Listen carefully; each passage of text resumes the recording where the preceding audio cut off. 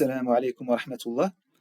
Dans cette vidéo, nous allons voir la suite de la cryptographie artisanale. Dans la vidéo précédente, nous avons vu la CITAL, c'était le moyen le plus ancien de cryptographie connu. Aujourd'hui, on va voir le moyen le plus célèbre dans la crypto artisanale, à savoir le chiffrement de César.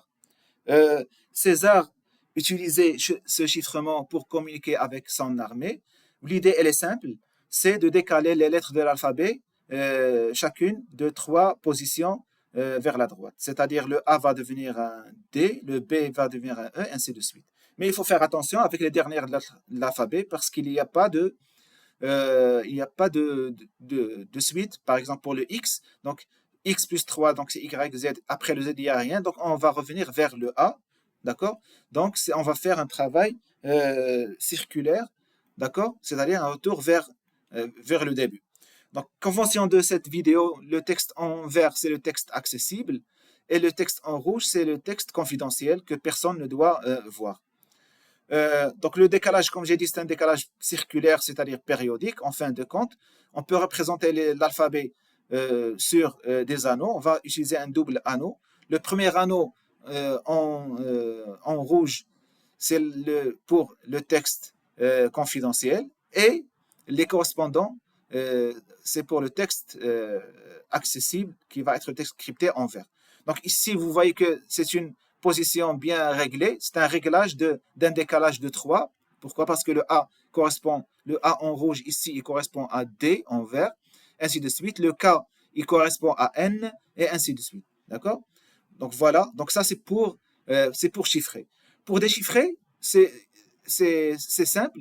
Il suffit de faire le chemin inverse. Au lieu de partir à partir du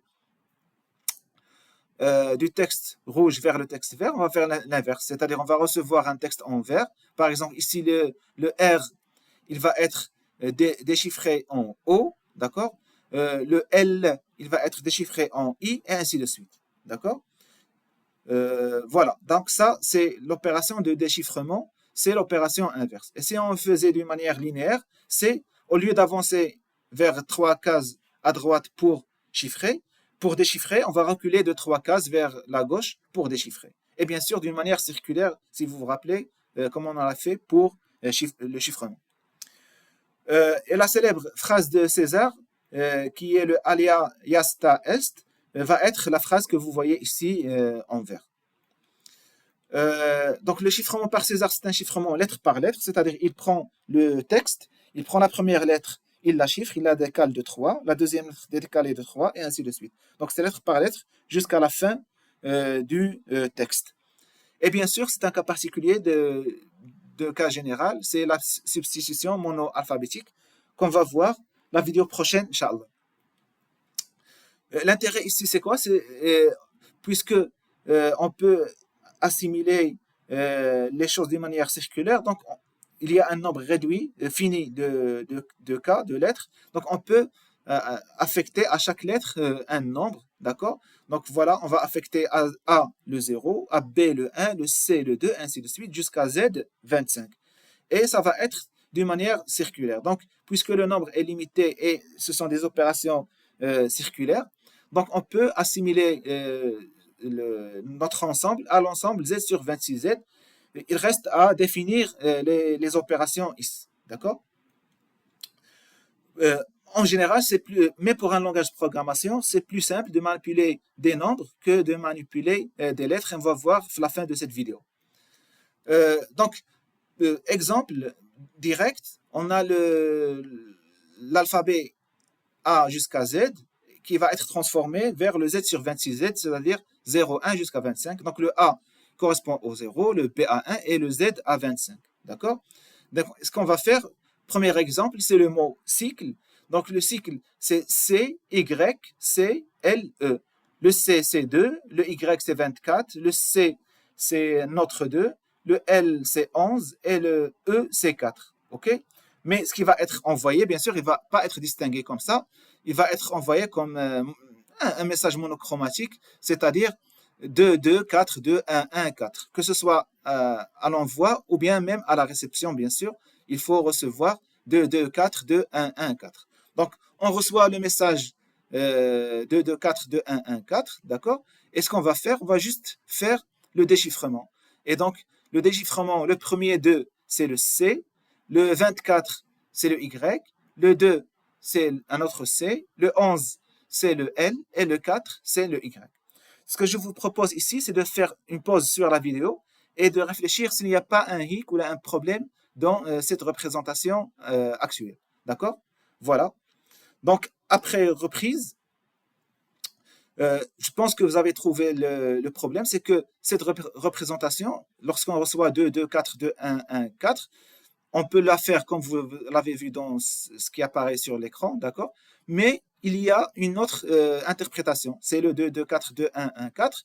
Il peut être interprété comme le premier 2, 2, c'est pas un 2 et un 24, c'est 22, 4. Donc le 22, c'est le W, le 4, c'est le E, le 2, c'est le C, et le 11, c'est le L, le 4, c'est le E. Une autre interprétation, c'est le 22, 4, 21, 14, c'est WEVO, ou bien même 22, 4, 21, 4, 1, 4, au lieu de 14, c'est 1, 4. Donc, en fait, il y a beaucoup d'interprétations du même mot qui va être reçu en chiffres. D'accord? euh, donc ça, c'est le phénomène d'ambiguïté. D'accord? Et en algorithmique, d'une manière générale, euh, un algorithme ne doit jamais être ambigu. D'accord? Chose qui est dans la langue, par exemple en français, on peut dire, juste pour faire l'analogie, en français, on peut dire j'ai vu l'homme avec les jumelles. Donc la première interprétation, c'est j'ai vu avec mes jumelles, j'ai vu un homme. D'accord? Mais avec mes jumelles. Ça, c'est la première interprétation. La deuxième interprétation, on peut dire que moi, j'ai vu un homme avec ses jumelles. Les jumelles un homme, il porte des jumelles, donc j'ai vu cet homme qui porte des jumelles. Mais c'est la même phrase. On peut l'interpréter de plusieurs manières. C'est le phénomène d'ambiguïté qui est interdit en algorithmique et encore plus dans le domaine de la cryptographie. Donc, ça doit être déterministe. On ne doit pas avoir plusieurs solutions ou plusieurs interprétations pour la même phrase algorithmique. Pour plus d'informations, pour ne pas avoir un codage comme ça, ambigu, vous pouvez voir la vidéo dans la playlist de l'algorithmique, le codage de Hoffman. Il y a plus de détails comment faire pour éviter ce phénomène-là. Mais d'une manière plus simple, ici, la solution proposée, c'est au lieu de coder sur un seul chiffre, le A, au lieu que ce soit un 0, ça va être un double 0, le B 01 au lieu de 1.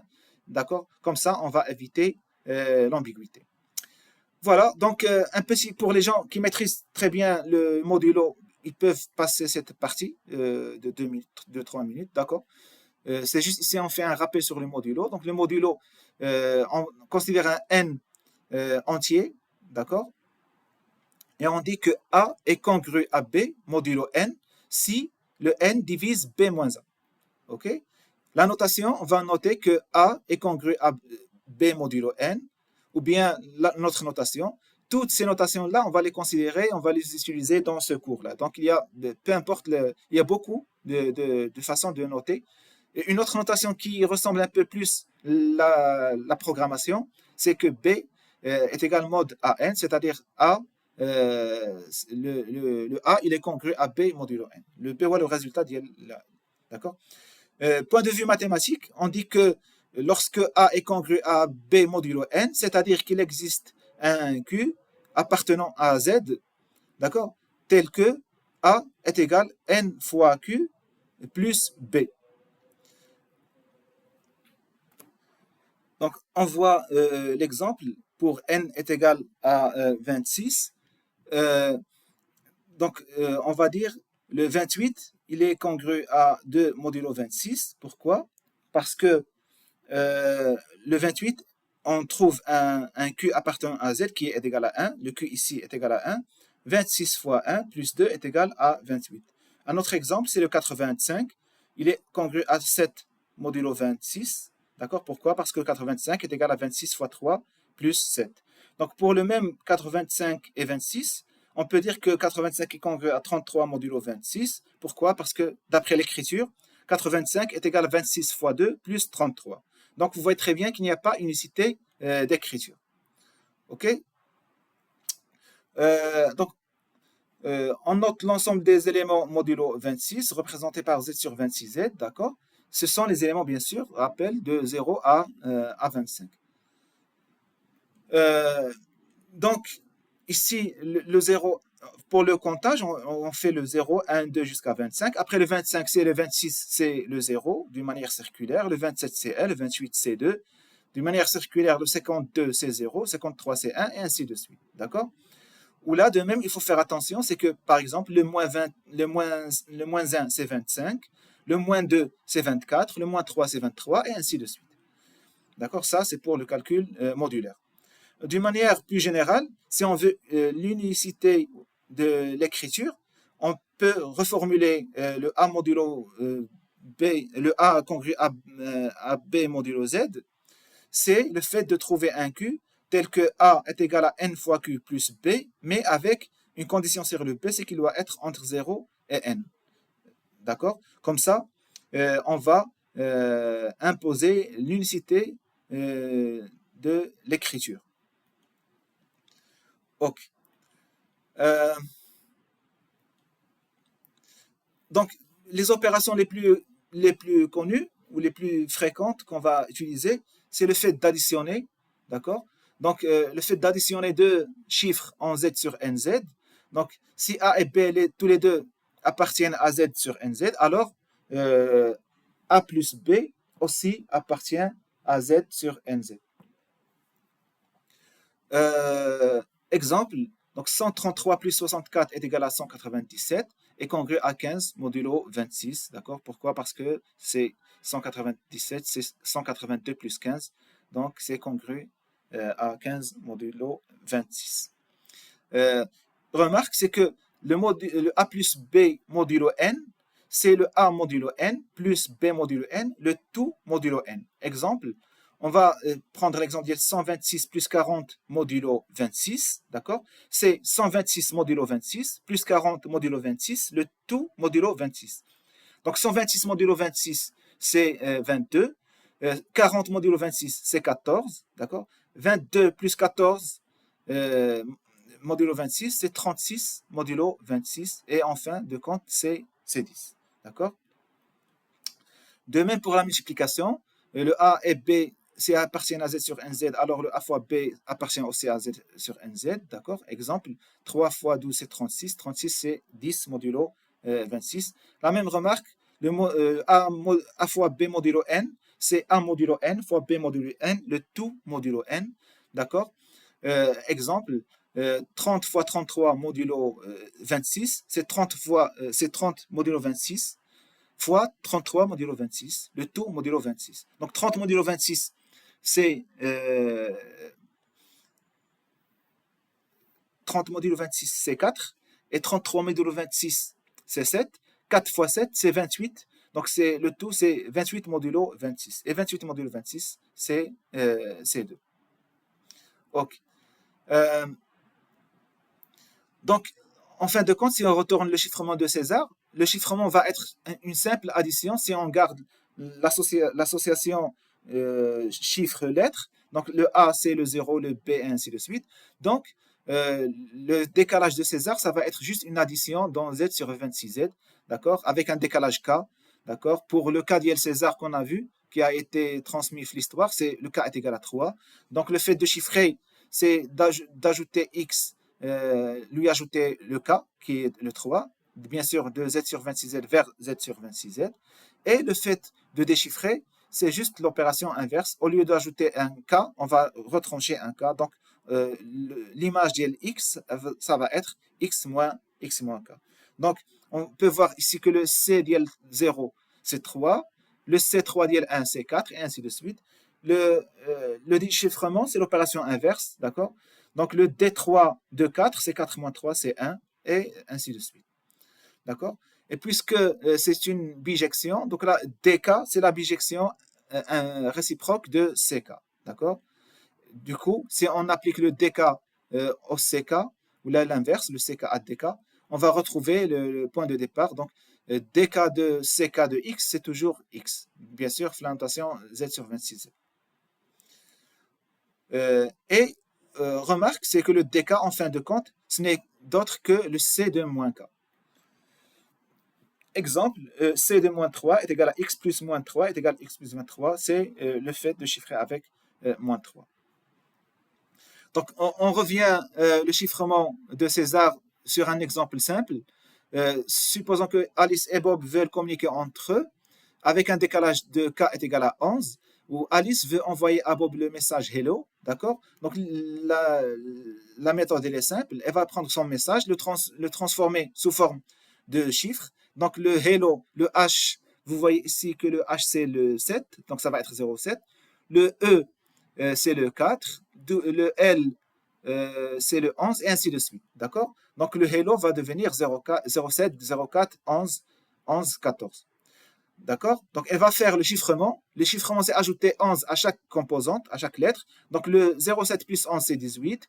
0,4 plus 11, c'est 15, et ainsi de suite. Donc le message résultant, c'est celui-là. C'est le message qui va être envoyé. C'est le SPWWZ au lieu de hello. OK? Donc, à la réception, on va recevoir le SPWWZ.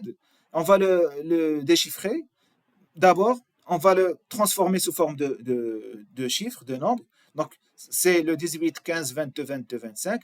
Et on va faire, au lieu d'ajouter le 11, on va retrancher le 11. Donc, le 18 va devenir le 7, le 15, 4, et ainsi de suite, pour, en fin de compte, déchiffrer le message. Et voici le schéma que vous pouvez voir pour chiffrer et déchiffrer le message qui va être reçu par Bob à la fin. OK? Voilà. Si vous êtes intéressé, vous pouvez faire une petite tentative pour implémenter ce code dans le Python. Il faut faire juste attention, faire le calcul modulaire pour faire le chiffrement et le déchiffrement. Voilà, donc fin de cette vidéo. La vidéo prochaine, Inch'Allah, on va discuter un peu les chiffrements de César et on va voir d'une manière générale les chiffrements par substitution. Donc je vous remercie. Wassalamu alaikum wa rahmatullahi wa barakatuh.